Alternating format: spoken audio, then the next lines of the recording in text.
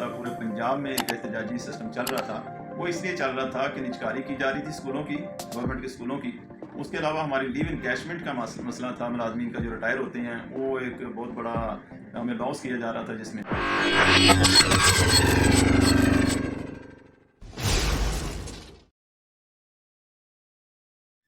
जैसा कि हमने आपसे वादा किया था कि जैसे जैसे आपका के मतलब भी जैसे जैसे कोई अपडेट आया करेगी तो हम आपको फ़ौरन बताया करेंगे।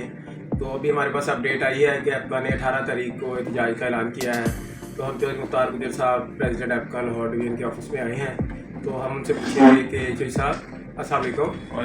अच्छा चौधरी साहब, मेरा पॉइंट है कि ये जो हमने 18 तारीख को एहतजाज रखा है, ये इसका मुकाम क्या है और इसके मकासद क्या है, ज़रा एक्सप्लेन कर दें ताकि हमारे नाज़रीन को पता चल जाए। बिस्मिल्लाहिर्रहमानिर्रहीम।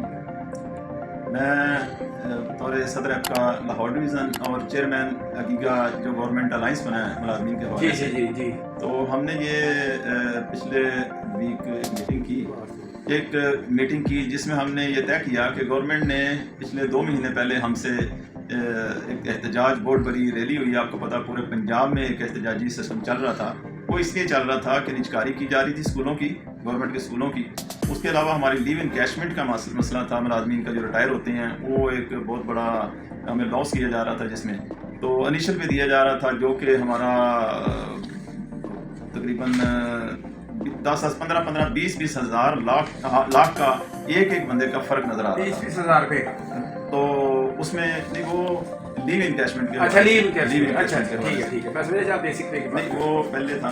तो उसमें हमें ये लॉस हो रहा था। तो उसमें हमने एक एहतजाजी कॉल दी, उसके बाद धरने की शक्ल इख्तियार कर गया क्योंकि गवर्नमेंट हमारी बात मानने को नहीं आ रही थी। तो हम जायज़ हकूक़ के लिए बाहर निकले थे।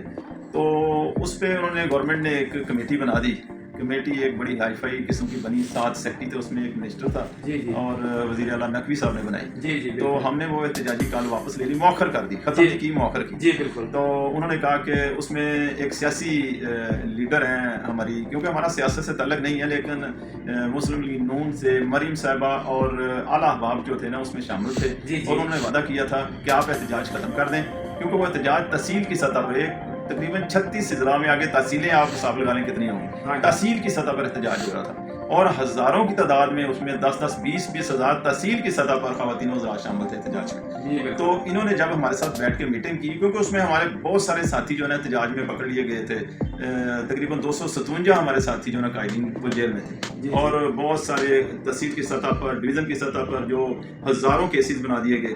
लेकिन हम सरकारी मुलाजमीन हैं और हमेशा पुरअमन एहतजाज किया है, लेकिन ना जाने किस गलतफहमी की बना पर यह सारा कुछ कर दिया गया।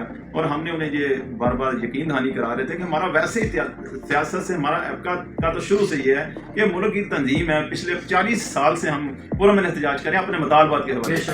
गवर्नमेंट के किसी के खिलाफ नहीं है, गवर्नमेंट किसी की भी हो, नून जीम काफ जीम कोई भी हो, हमें उससे कोई वास्ता नहीं होता। हमें तो सिर्फ ये होता है कि कम से कम हमारे बच्चों को इज्जत से 2 वक्त की जीने के लिए रोटी तो दी जाए, दूध तो दिया जाए, बिल अदा करने के लिए पैसे तो दिए जाए, मकान का किराया अदा करने के लिए इज्जत के साथ हम जिंदगी जी सकें। तो ये हमारे मुतालबात होते हैं। तनख्वाहें कुछ या कुछ चलो महंगाई के हवाले से बढ़ा दी जाए, क्योंकि महंगाई तो आए दिन, पहले बजट होता था साल बाद, आजकल बजट है डेली की बुनियाद पर। जब हम सौदा लेने जाते हैं हफ्ता बार भी नहीं तो जाते हैं एक नई कीमत होती है। ये कुछ देर पहले 2 साल पहले आप देखते थे हमारा एक पाव का दूध का पैकेट जो था ना वो 35 रुपए का था, आज वो 100 को बढ़ गया पाव का पैकेट। 100 रुपये कीमत से ज्यादा बढ़ गया। तो हमें भी उस हिसाब से जैसे प्राइस बढ़ाई जाती है पेट्रोल की, या दूसरी कहा जाता है कि हफ्ता बाद या 15 दिन बाद उसकी प्राइस, महीने बाद पहले था 15 दिन बाद कर दिया, तो उसकी फिक्स की जाए। अगर वो फिक्स की जा सकती है तो सरकारी मुलाजमीन फिक्स आमदन है तो उनको भी कम से कम कुछ जब कुछ देखिए कि वो बेचारे कैसे जो है ना वो काम कर रहे हैं। रियासत या अदारे फिर ही चलेंगे ना